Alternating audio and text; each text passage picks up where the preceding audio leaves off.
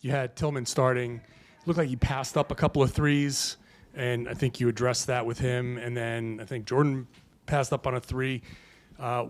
What were you saying to them, and what does it do to the offense? Because look at the offense was a little clunky in the beginning. Yeah. I mean, they just it's hard at times, again, with guys that are in and out of the lineups and sub patterns are different, getting your rhythm. But at the end of the day, they just have to feel empowered that when they're open, they have to shoot it. They work at it every day. I watch them do it. I trust them, and there's obviously you want to pass and move the ball, but when you pass up a first good look, as good defenses are in the NBA, it's harder to generate those late in the clock. And so they just have to keep being in understanding and empowered that I want them to shoot when they're open. And on the same lines of trusting three-point shooting, Sam was 1 for 9 at one point, but Tatum still drove, kicked, and he hits that three. Yeah. What does it do for, I guess, a guy's confidence in that moment to know that Jason Tatum, of all people, is still going to give you the ball in that moment? It's credit to him. Having an understanding of need your teammates, and all of his teammates were empowering him to keep shooting. And 1 for 9 just means he's going to have a 6 for 10 game coming up here soon. So it's just part of the game. He generated great looks. He got great looks. He has to shoot them. The guys have to pass to him, and we move on about our day. Joe, when you're up 3 under a minute to go, you force a 24-second violation. Did it almost feel like this game was going to come down to a defensive stop the way this was? Yeah, it's crazy. I'll take a look at the points per shot and stuff, but 2 25-point quarters in an 18-16 game is just kind of one of those ugly, grinded-out games. We gave up some stuff that we have to get better at, but it was just you had to earn every basket. You had to earn it on both ends of the floor, and I thought we did that, especially towards the end of the game.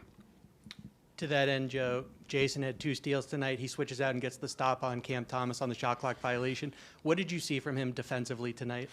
Yeah, I mean, I think he has the ability to impact the game on both ends of the floor, well-rounded basketball. So I don't really care if he gets 30 a night, if he doesn't do all the other stuff that are more important, most important to winning. And when he does that, we're a different team, and that goes for him, that goes for Jaylen, that goes for all our guys. But so he made a decision, in the middle of the game that he was going to impact both ends. And when he does that, we're a different team. So he did a great job of that.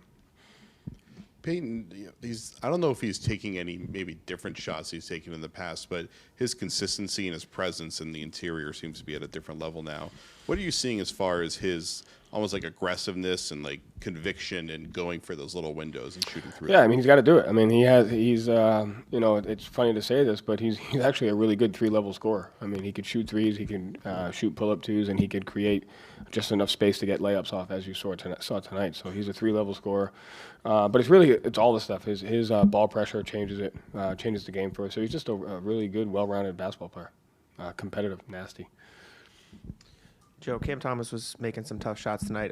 The whole Nets team was making some tough shots, especially in that first quarter. And then combined with what John said about, Sam Hauser maybe not making some of the shots he normally does, some of the other guys not making some of the shots he normally does. How tough is it mentally to stick to the game plan? And is there ever a point in the game where you consider changing it up because they're making something that's not a part of the math necessarily? No, it's not that tough.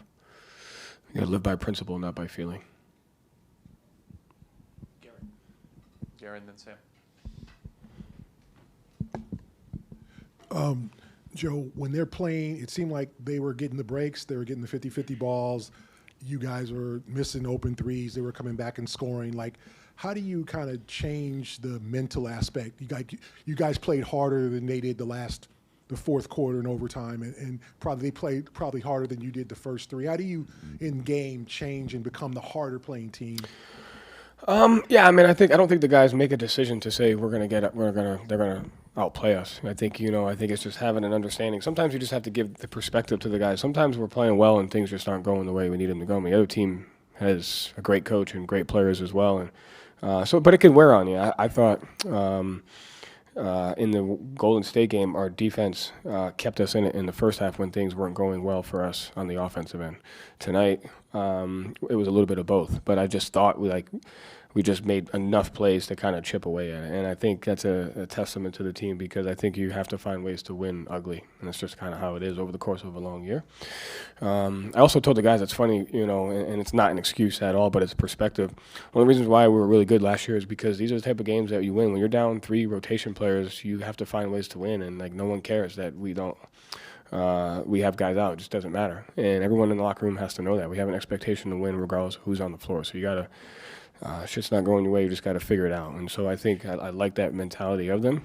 We had about 18 of those last year, and this was one tonight where, we just have to figure it out from everybody, and I think that's important. It's just having a perspective of knowing when it's not going your way and kind of changing that as fast as you can.